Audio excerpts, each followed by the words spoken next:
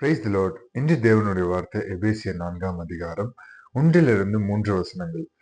ஆதலால் கர்த்தர் நிமித்தம் கட்டுண்டவனாகிய நான் உங்களுக்கு சொல்லுகிற புத்தி என்னவெனில், நீங்கள் அழைக்கப்பட்ட அழைப்புக்கு பாத்திரவானாய் நடந்து மிகுந்த மனத்தாழ்மையும் சாந்தமும் நீடிய பொறுமையும் உடையவர்களாய் அன்பினால் ஒருவரை ஒருவர் தாங்கி சமாதான கட்டினால் ஆவியின் உரிமையை காத்து கொள்வதற்கு ஜாக்கிரதையாயிருங்கள். ஆமென். எபேசு பட்டணத்துக்கு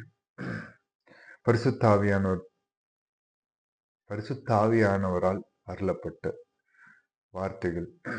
ஆதலால் கர்த்தர் நிமித்தம் கட்டுண்டவனாகிய நான் உங்களுக்கு சொல்லுகிற புத்தி என்னவெனில், நீங்கள் அழைக்கப்பட்ட அழைப்புக்கு பாத்திரவான்களாயிருங்கள்.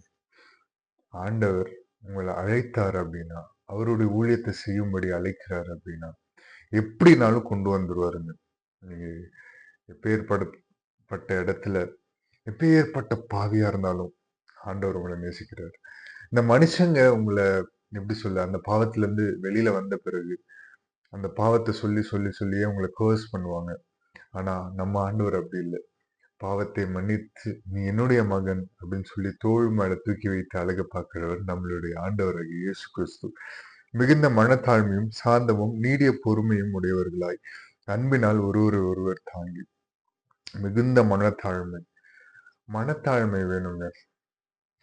மனத்தாழ்மை இருந்துச்சுன்னு வைங்களேன், நீங்க பேரு புகழ் அதெல்லாம் நீங்க தேடியே போக வேண்டாம். நீங்க ஆண்டவரை ஃபாலோ பண்ணும்போது இந்த பேரு புகழ் அதெல்லாம் இல்ல, உங்களை ஃபாலோ பண்ணும்.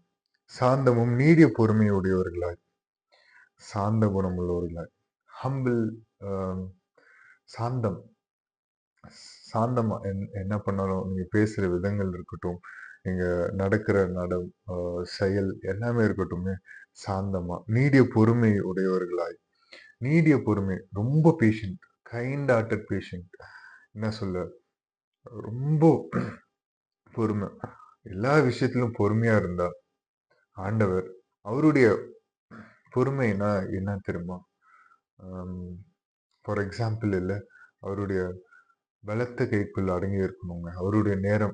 நீங்க ஆசீர்வதிக்கப்படணும்னா ஆண்டவர் உங்களுக்கு ஒரு உழைப்பு, உங்களுக்கு ஒரு வேலையை தராரு, அதுல ஒரு உயர்வு கட்டளையிடணும்னா நீங்க உழைச்சுக்கிட்டே இருக்குங்க. ஆண்டவர் ஒரு நேரம் அத பொறுமையுடன் அவருடைய கரத்துல அடங்கி இருந்தால் அவர் நிச்சயமா செய்வார். அந்த நீடிய பொறுமை வேணும். எதுக்கெடுத்தாலும் ரியாக்ட் பண்றது நிறுத்தி விடுங்க. மனுஷங்க தான், குறைவுள்ளவர்கள் தான். ஆனாலும் இல்ல, சில விஷயங்கள் நம்ம தவறும் போது அடுத்த வாட்டி அந்த தவற நாம செய்ய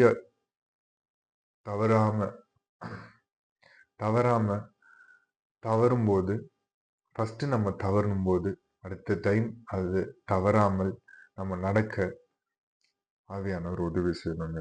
சமாதானம் கட்டினால் ஆவியின் ஒருமையை காத்துக் கொள்வதற்கு ஜாக்கிரதையாயிருங்கள். சமாதானம்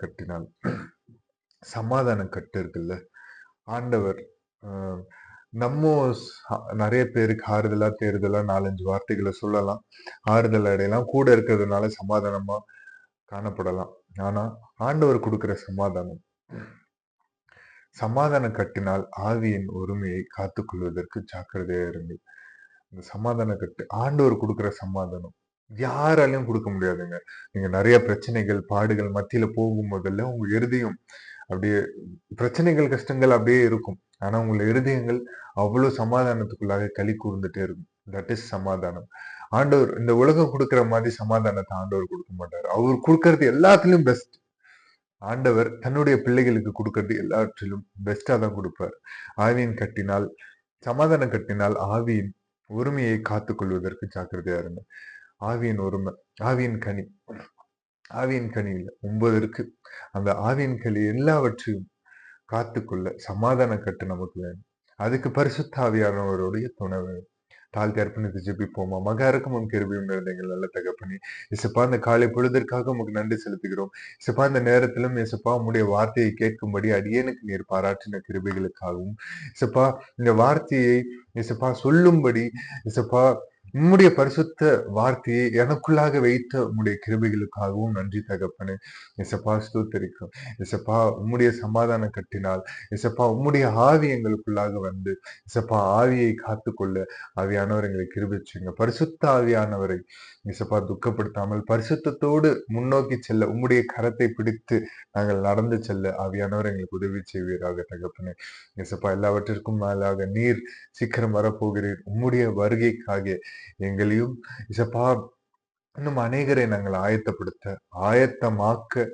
ஆயத்தமாக கிருபை செய்யுங்க. இயேசுவின் நாமத்தில் கேட்கிறோம் ஜீவனுள்ள எங்கள் நல்ல பிதாவே. ஆமென்.